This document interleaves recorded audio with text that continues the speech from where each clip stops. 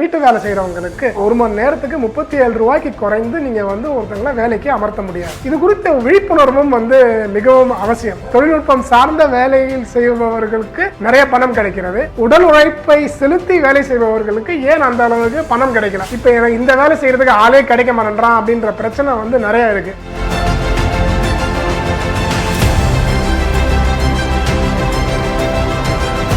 தொழிலாளர்களுக்கு குறைந்தபட்ச ஊதியம். இப்ப வெளிநாட்டுல இப்ப அமெரிக்கா மாதிரி நாட்டுல இப்ப வீட்டுல வேலை செய்யறவங்க எல்லாம் பாத்தீங்கன்னா நல்ல பெரிய கார்ல வருவாங்க. அவங்கள பார்க்கும்போது சில சமயம் அவங்க வீட்டு வேலை செய்யறவங்களா வேற மாதிரி வேலை செய்யறாங்களா அப்படின்னு சொல்லிட்டு யோசிக்க தோணும். அதே மாதிரி இப்ப புல்லு வெட்டுறவங்க எல்லாம் வருவாங்க. சில சமயம் BMW கார்ல வருவாங்க, புல்ல வெட்டிட்டு காசை வாங்கிட்டு போவாங்க. அவங்களுடைய வாழ்க்கை தரம் மிகவும் நன்றாகவே இருக்கு. இது காரணம் என்னன்னா அந்த ஊர்ல அவங்க நிறைய சம்பாதிக்கிறாங்க. ஃபார் எக்ஸாம்பிள் இப்ப கலிபோர்னியா மாதிரி ஒரு மாகாணத்துல நீங்க ஒருத்தரை வேலைக்கு குறைந்தபட்சம் $15 கம்மியா நீங்க வேலைக்கு எடுக்க முடியாது. அதே மாதிரி டெக்சாஸ் மாகாணத்துல $7.25 குறைஞ்சு நீங்க ஒருத்தரை வேலைக்கு அமர்த்த முடியாது. இது certain rules and regulations அந்த நாட்டுல வச்சிருக்காங்க. இதே போன்று ரூல்ஸ் நம்ம ஊர்லயும் இருக்கு. அதாவது இப்ப நீங்க ஃபார் எக்ஸாம்பிள் தமிழ்நாட்டுல 2018 கணக்குப்படி வீட்டு வேலை செய்யறவங்களுக்கு ஒரு மணி நேரத்துக்கு 37 ரூபாய்க்கு குறைந்து நீங்க ஒருத்தங்களை வேலைக்கு அமர்த்த முடியாது. இதுவே வாகன ஓட்டுநர் அவரை நீங்க வேலைக்கு வச்சீங்கன்னா ஒரு நாளைக்கு 390 ரூபாய்க்கு குறைஞ்சு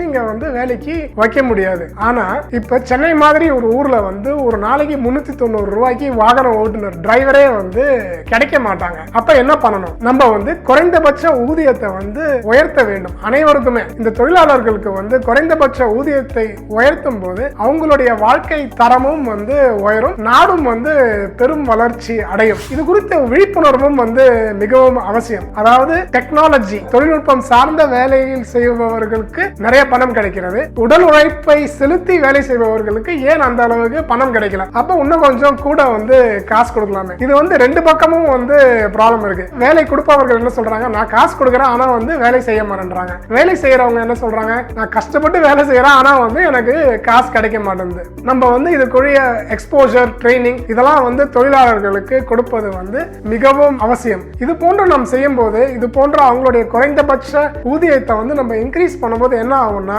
இப்ப எனக்கு இந்த வேலை செய்யறதுக்கு ஆளே கிடைக்க மாட்டேன்றான் அப்படின்ற பிரச்சனை நிறைய இருக்கு. அப்ப ஊதியத்தை இன்க்ரீஸ் பண்ணும்போது அது குறித்த ட்ரைனிங்கும் நான் காசு கொடுக்குறேன் ஆனா நீங்க நல்லாவும் வேலை செய்யணும், அதே மாதிரி நான் நல்லா வேலை செய்யறேன் நீங்க நல்லாவும் காசு கொடுங்க. இது போன்ற ஒரு எக்ஸ்போஜர் கிவ் அண்ட் டேக் இது மாதிரி நம்ம செய்யும் போது அனைவருடைய வாழ்க்கை தரமும் உயரும். அப்ப ஒரு இன்க்ளூசிவ் growth, அதாவது அனைவரும் ஓரளவுக்கு நல்லா சம்பாதிக்கலாம். தொழிலாளர்களுக்கு குறைந்தபட்ச ஊதியத்தை உயர்த்த வேண்டியது அவசியம். இதனால் ஏற்றத்தாழ்வுகள் குறையும், நாட்டின் பொருளாதாரமும் வளரும். நன்றி.